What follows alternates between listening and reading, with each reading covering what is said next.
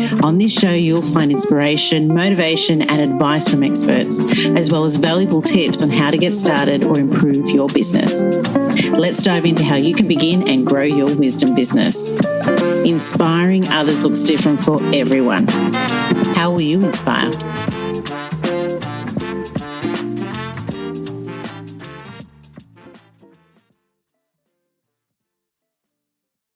Welcome to the Wisdom Podcast, and today we're chatting with Alana Sharps. Alana Sharps is a multi-talented, international best-selling author, speaker, and thought leader. Alana is a survivor of a toxic marriage entangled in a narcissistic abuse. As a result, Alana decided to pivot her technical expertise to a proven methodology for helping others overcome similar struggles. Alana's journey from victim to survivor inspired her to make this type of support her life's work. She has courageously captured her story of survival and resilience in her life-changing book, Was It My Fault? Alana, welcome to the Wisdom Podcast. Thank you so much. Thank you for having me. Oh, I'm grateful for you coming on board. And at the time of this recording, you're doing it at 10 p.m. So I really Yes. appreciate your time. So tell us, how did you get literally started in from going from what you obviously went through to actually becoming a coach? Well, I actually experienced 16 years of living with a narcissist where I endured emotional and verbal abuse, myself and my children. And once I got out of the relationship, a number of people started asking me, how did I get out? What did I do to heal? Just a number of questions. Yeah. So initially I decided, you know what? I'm going to take my journals and turn them into a book as a resource to help others. Right. And during the time that I was writing my book, there was a woman that was starting a certification program to teach coaches how to support other people going through separations and divorces with people that had what we call cluster B personality disorders. Okay. And that covers bipolar disorder and narcissistic personality disorder. Right. So I joined her coaching program and got my certification to become a high conflict divorce and child custody consultant. Wow. How long did that take to do? It was a 6-week course. Okay, cool. A lot intense by the sounds of it, though. Intense, very intense. Yes. Yeah. Wow. And a lot of information. Yeah. And to get yourself out there as someone, obviously, yes, you personal experience, and then you've obviously accredited yourself accordingly. How did you step from there to actually practicing? And seeing people. Yeah. Well, one of the things that she did as a part of the certification program was that we had test clients. Right. So she had volunteers come through the program and we would practice our skills while we were still in training. Right. So that was my initial foot out the door, and I was terrified. It's like, it's like I try to absorb all this information in 6 weeks and cram it into my head. Yes. And now I have to actually apply what I learned with a real person. But if I break you. Yes. And like we were just talking about off camera, the first thing is imposter syndrome. It's like, am I qualified to do this? And I calmed myself down. I went through all my steps and I was able to help the volunteer client. Well, that built my confidence. So once I got my certification, I started marketing and people started reaching out to me. Then I was confident in what I was speaking about because I knew what worked and didn't work, and I knew how to speak to my client. Now, every client after that, I tweaked, right? What worked best? I did a whole lessons learned thing. What worked best? What didn't work so well? And I changed things for the next client until, I got a secret sauce that works. Works for you, especially, because everyone's different, isn't it? How they, sort of go into that process. Exactly. Everyone is different and every situation is different. We don't all have the same family court experience. No. So I have to cater my services based on my clients' needs. Yeah. Wow. And how long, to go through a process of coaching someone? Obviously, it depends on the situation, I take it then. It does. It depends on the situation. Yes. Yeah. So most people will purchase, I sell packages. Yeah. Most people will purchase a 6-session package with me, and that's 6 1-hour sessions, and they schedule on their own time, and the sessions never expire. So whenever they need me, they reach out to me and we'll go through whatever issue they're having at the time. The other thing that I offer them, I'm in the state of North Carolina in the United States. So there are very specific laws for the best interest of the child. So I educate them on that as well, so they know how to cater their case for their particular situation. Wow. And you bringing up, this is taking away now, moving away from the actual context of what you do, but more in the sense of the packaging, how you created that packaging. Because I know, look, our audience out there, they're people who are, creating wisdom businesses and trying to sort of navigate through that whole field of, one, the noise that's out there and to be different, but two, how to sort of package their services or, supply their services, hourly basis, et cetera, et cetera. What got you to that conclusion to create a package? I actually followed the model of the woman that created the certification program. Right. And that's what she was doing. So she offered 1-hour sessions, just a single session, which is going to be a higher price than if you buy a package of services. Yeah. And so that model seems to work well for me. Yeah. So I continued it. Yeah. Awesome. Nick, you mentioned obviously you've tweaked it along the way. Is there any specific lesson that you learnt that really sort of helped you overcome maybe a challenge that you discovered through coaching? I did. Yes. So because I am in a high conflict family court field and all of my clients have been abused in some type of way, they're still trying to overcome trauma. Yeah. So a lot of times they cannot communicate effectively. They think they're communicating certain things, but they're not, just because I call it trauma brain. They're still in that trauma brain. Yeah. So when I'm trying to recommend things for them to do, for example, how to communicate with their ex, because you have to communicate in a very specific way, right, so that you don't look like the bad person to a judge. If a judge ever reads your emails, you don't want to look like you're in the wrong. So there's a very specific way to communicate. Yeah. But a lot of times, depending on how engorged in trauma my client is, they can't understand that and they can't implement the steps that I'm telling them to do for an email. Right. So I had to take that into consideration. So one of the first conversations I have with all of my clients is, do you have a therapist? And if you do not have a therapist, you need to find one right away, because you need to build your mental strength to get through this process. Yeah. It's a marathon, not a sprint. Yeah. So I need you mentally healthy so that you can start to implement the steps that I need you to implement to get through this. Yeah. So that was something I had to learn. I learned that by my third client. I'm like, oh my gosh, they're not listening. I have to change my approach here. Yeah. But just even recognizing that and understanding the best option to, the solution for that challenge that you had. That's, very insightful to be able to do that.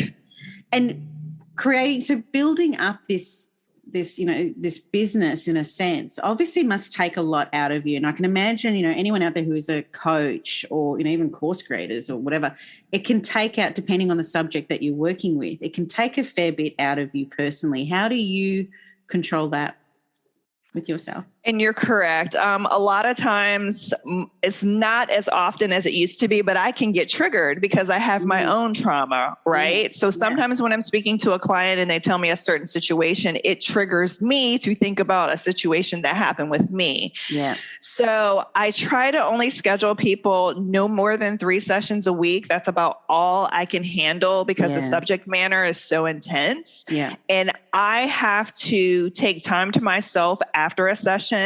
One of my stress relievers is walking. So I like to take a walk after a session just to calm myself down. Yeah. Yeah. And get back into a calm space so that I can get through the rest of the day. Can imagine. Is there something that you do? Like, do you listen to do you meditate while you're on your walk, or is there sort of a process that you go through? Yes, I'll typically listen to music or I'll call a friend, just to change up the subject matter that's in my head. I'll call someone up or just listen to music. Yeah. And then before I go to bed, I meditate. Yeah. Because it's something that I think a lot of us out there that, as coaches and, some people can sort of put that barrier and just become the instructor or, coach, whatever it is, and sort of cut yourself away from it. But if you do come from somewhere that is of a previous experience and you have that connection of your subject matter, like you said, it can be very hard and the triggers can happen. So, yeah, we all need to know that, acknowledge that we do need to switch off every now and then. And like you said, limit our involvement to a degree. Exactly. Includes our own involvement as well, because especially when children become involved, that's another thing too. Like it's just, I'm a mum. So straight away. Yes. Yes. And all of my cases involve children. Yes. Yeah. So got to be strong. Yes. So going through the, writing your book and putting your story out there, like I mentioned, before we started recording, becoming someone who shares their wisdom and, through, guides, based on previous experiences and so forth, you've got to really take or understand the step that you're taking by sort of opening up to the world. How did you go through that when you actually started writing a book? So to be honest, if I had known how difficult it was going to be to write this book, I would not have written it. Just because the subject matter is so intense. And after I got through my first draft and I sent it over to the editor, I'm thinking that's it, right? Like I wrote it, fixed it up. Yeah, it's done. I'm washing my hands of it. Oh no, we probably went through 100 iterations of edits and I had to add more material to it and dive deeper and deeper. So every time I'm diving deeper into trauma. Yeah. Every time I have to reread the book, I'm re-traumatizing myself over and over because I'm reliving these intense situations that I experienced. Yeah. So it was a very difficult process. But what kept me going was I knew that by sharing my story, I was going to help others. Yeah. So that was my driving force. It's like, I have to get this out here so that my book can be a resource to others in similar situations who don't think they can get out of these relationships and they don't believe that they can rebuild their lives after. Yeah. Let them know that they can. That's right. It's possible. How have you grown personally through this journey of, sharing? I've built my confidence. Mm-hmm. I've always been a person that can deal with different types of people. But when you start dealing with people in stressful situations, that's like a whole nother skill set. Yeah. So, like I said, I've learned how to deal with my clients and telling them you need to seek a therapist. I can identify very early on the clients that need to immediately see a therapist if they don't have one. Yeah. And then I'm able to talk to them in a way to calm them down and for them to actually listen to me, because what we often do as trauma survivors is we disassociate. Mm-hmm. So we hear part of what you're saying, but we're off somewhere else. And so we're not hearing everything that you're saying. So I've learned to have my clients focus so that they're hearing every word that I say. Yeah. So that they're clearly understanding what I need for them to do. Yeah. So just building that skill set alone is huge for me and for my business, because it's not something that everyone can do. And I can tell that it's impactful because all of my clients said, "Oh my gosh, I'm so happy I found you. No one understands when I tell my story. And I just feel like I keep hitting a brick wall." So it's that instant connection they have with me because one, I've been through it. And two, I know how to talk to them and have them talk to me in a way that we can understand each other. Yeah. How do you get them to focus, in a situation such as, they're in? So I have them tell me their story from their point of view. And I'm like, just start from the beginning. So I'm talking to them in a monotone voice. Just tell me from the beginning. And as they start to tell their story, I ask them questions. And every time I ask them questions, I'm triggering a memory for them, things that they weren't thinking about telling me. And they're like, oh, I forgot all about that. But yes. And then they're able to dig deeper into the story for me. So I've learned to just trigger them to think about things that they've blocked off, in the back of their mind somewhere, but it's vital information for their case. Yep. So you're drawing it out of them without them. Without them realizing that. That's exactly right. Yeah. And is it just, in the form of, obviously what you do, is it conversation only, or is there anything that they take away with them? Like, do they start journal writing? Do they do anything like that? So I initially started recommending my clients to journal because journaling worked for me. Therapeutic journaling, just write down all of your thoughts and everything you're experiencing on a daily basis. Well, everyone doesn't like to write. I don't want homework. Exactly. So what I started doing was asking them, what relaxes you? What do you do when you're stressed? So of course, most of them are mothers. Oh, I don't have time. I'm stressed all the time because I'm doing this for the kids and da, da, da, da, da. Okay. Before you became a mom and when you did have some downtime, what relaxed you? And then I'll give them ideas. Did you go to the spa? Did you get your hair done? Did you get your nails done? Do you like to walk? So I'm giving them ideas of relaxation techniques that they weren't initially thinking about, but they are techniques that they can utilize going forward. And I let them know, hey, like this should not be a chore for you. This is supposed to be relaxing. So if you can pick one of the things on the list to do at least 3 times a week, that's better than not doing it at all. And guess what? You'll actually feel better after you do the relaxation technique. It's like every time, like I have a mentor and I'm thinking, oh, don't give me homework to do. Don't give me homework to do. Yes. But see, I give good homework, and that's good homework, right? It's something that makes you feel better. It's true. And like I was, conversations we all have during the day, whatever. But one of the conversations, recent one was, I was saying how my mum taught me, how can you love someone if you don't love yourself? So therefore self-investment is so important. It's so important. Yes. And it's the little things. It's the little things can mean everything.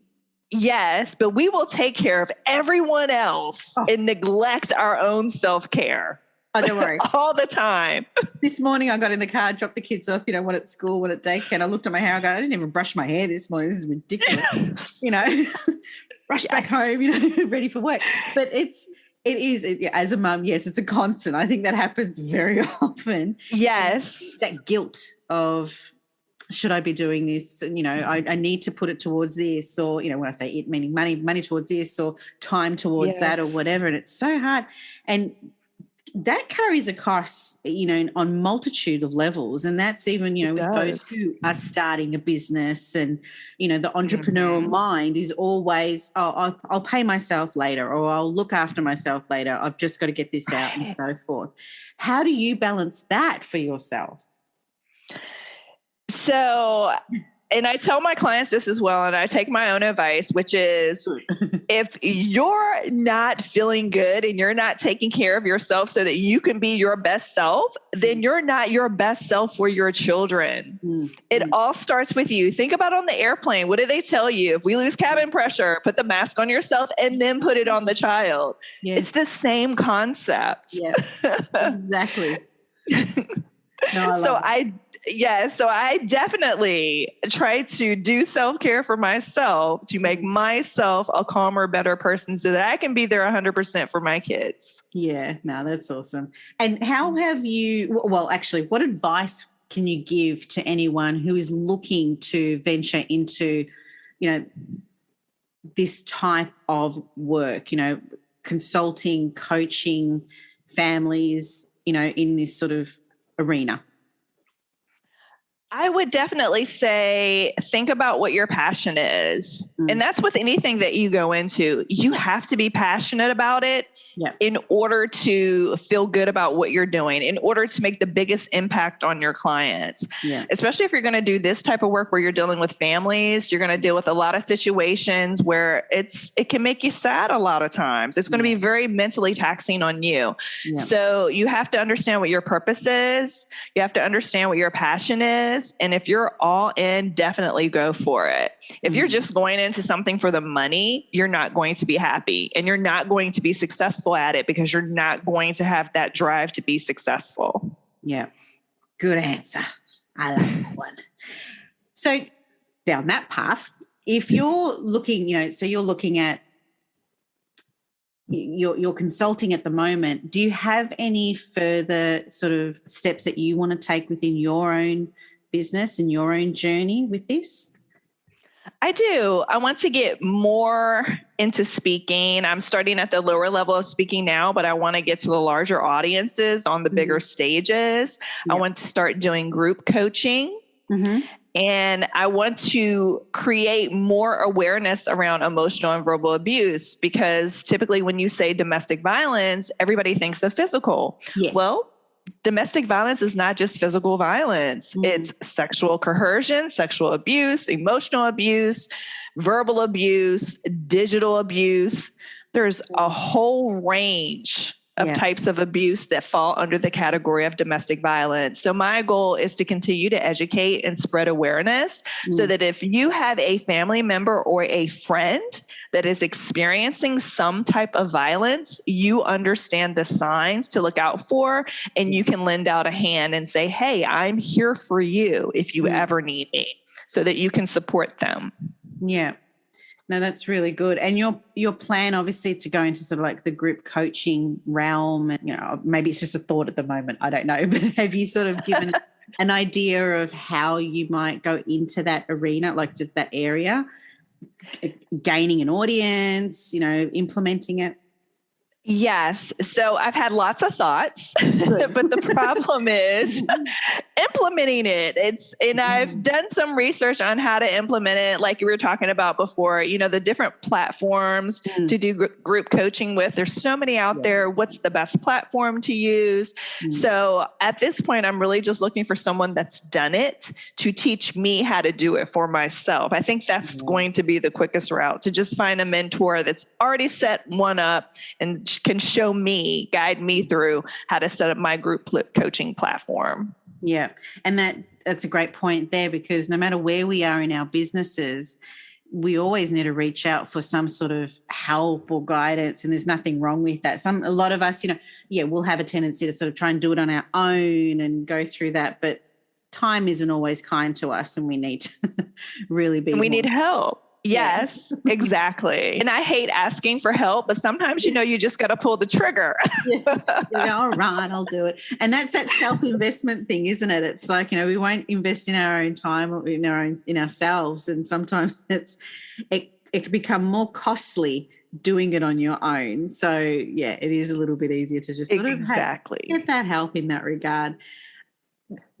With respect to your audience, and like you said, you have people that come to you, how do they find out about you and what you do? So I am on social media. I'm on Instagram and Facebook. I actually have a social media manager that is posting regularly for me. Yeah. So that's getting my name out there. I'm doing a number of podcasts to get my name out as well.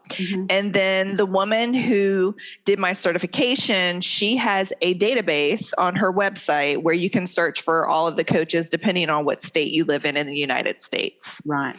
Oh, that's good then. You've got your plan. You're all set out there. This is just sort of an offside question, but do you do like guest posting and articles and things like that as well? I do blogs on medium.com. I'm not sure if you're familiar with that website at all or not, but yes, I do some blogging as well. Yep. Awesome. And then I have my website. Yep. And I'm trying all avenues. Yeah. What type of content do you put out there when you put content out?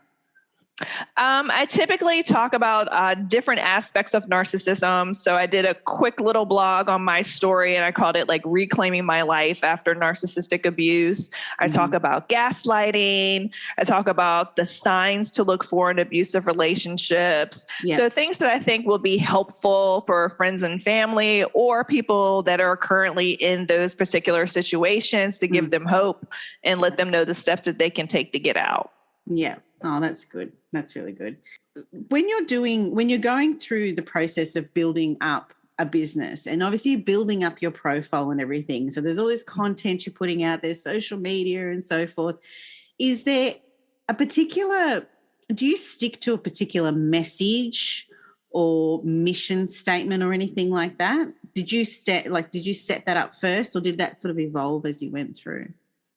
I did. I set up a mission statement for my company. So my company is called Sir Thrive Tribe, and our mission is to empower men and women to become Sir Thrivers. You're a survivor. Well, you're a victim who becomes a survivor, who becomes a thriver. Mm-hmm. So I have a community set up, a Facebook community where people can go and ask for advice from one another for their particular situation. I also chime in and give advice as well. Mm-hmm. And I have an open door policy. So if friends and family have someone that's in a situation that needs support, not necessarily coaching, but questions that they want to ask on how to obtain resources, I give out my phone number and people can email me as well. Okay. So if you've got a community of people that are chatting to each other, they've been through situations and so forth, and understandably, yes, they'll chime in to help each other. But do you ever come across situations where you might see, oh, that probably wasn't the best advice to give? Do you ever sort of step in at those situations, or has that ever actually happened? I do. I haven't had a serious situation where that's happened, but I have watched comments and then I will step in and say, this is a better way to handle this situation, or you might want to consider this, because a lot of people are speaking from their own experience, whereas I'm speaking from the numerous amount of clients that I've worked with. So I've seen what's worked and what hasn't worked and the direction that certain situations can go in. Yeah. And understanding that end goal, because you're helping them get to that end goal as well, whereas they're in that current situation, they're sort of coming from an emotional side. They're coming from, that's exactly right. You hit the nail on the head. They're very emotional. So they're thinking emotionally about the situation. Yeah. Because, I can imagine there's many groups out there, where we have membership, and depending on the topic that's discussed within those groups, sometimes it can become emotional. So as a coach or as, membership, leader or anything like that, it's something that we all have to take into consideration, don't we? It's not like just a set and forget situation where they just let them talk. You've got to monitor it and mediate. You really do. Sometimes. Yes, you really do. And then you have the spammers as well, right? That sometimes get into your groups and, they want to post, they want to advertise their own services. And how do you go about that when that happens? So I'll kindly, after the first couple of posts, I'll kindly send an email and say, hey, group rules, you're not supposed to do this. Yeah. And then if you continue to do it after the nice email that I sent, then I kick you out of the group. I'll be nice to a certain point. Yes. And I'd love to ask, what's the biggest win that you've come across through this journey?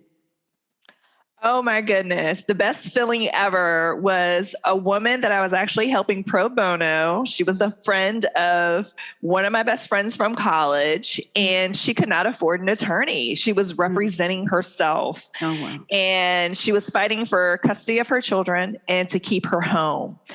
And we just walked through everything. I helped her write up her motions. We talked about the language that she needed to use and how she needed to present herself in front of the judge. And she won her case. It was like a 3-month process, but she ended up winning everything in her case. And she was so excited when she called to tell me. She just got me excited.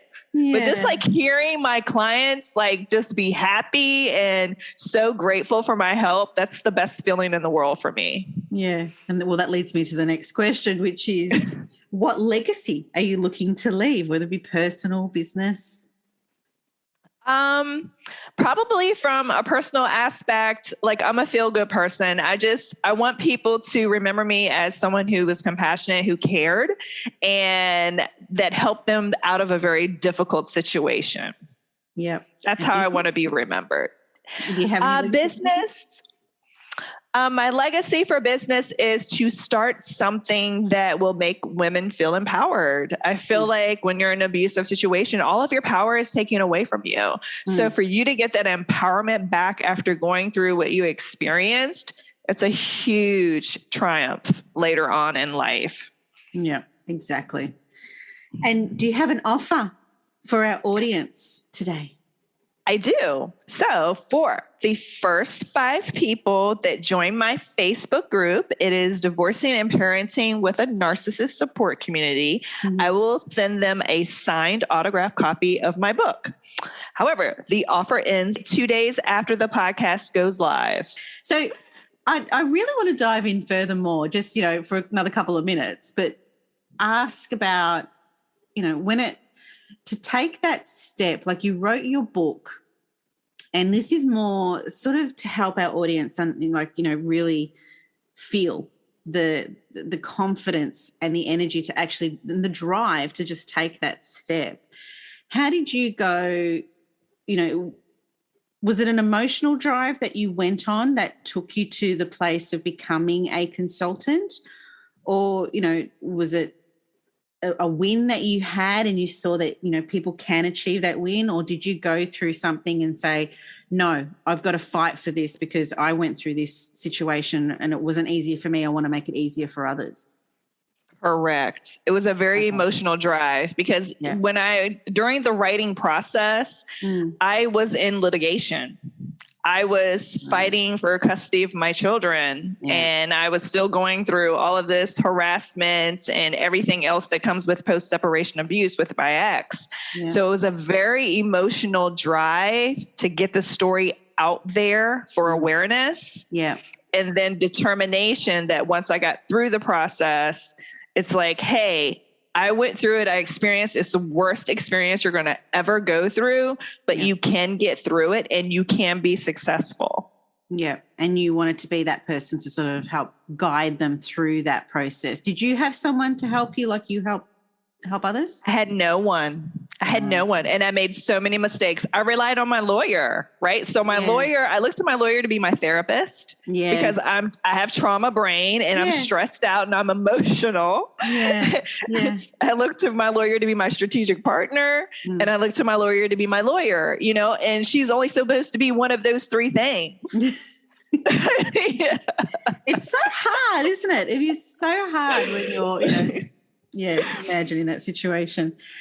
Well, I have to say, Alana, you've been amazing to chat to today. It's, it doesn't feel like it's been a long enough chat. I could talk so much more about, what you do and how you help people. But, time is of essence, and especially for you, it's late. But everyone, you'll be able to find the details of Alana's offer in our podcast summary below. The link will be there. So be sure to click on the link and don't forget to subscribe to the Wise Gnome podcast. Again, Alana, thank you so much for your time today. Oh, thank you so much for having me. Thanks for listening to the Wise Gnome podcast. If you enjoyed and have been inspired by this episode and you'd like to support the podcast, do subscribe and please share it with others. Post about us on social media or leave a rating and review. To catch all the latest from me, Nikki Kelly, you can follow me on Instagram at Wise Dome Podcast, WISEDOME podcast. I'm Nikki Kelly. Thanks again, and we'll catch up next time.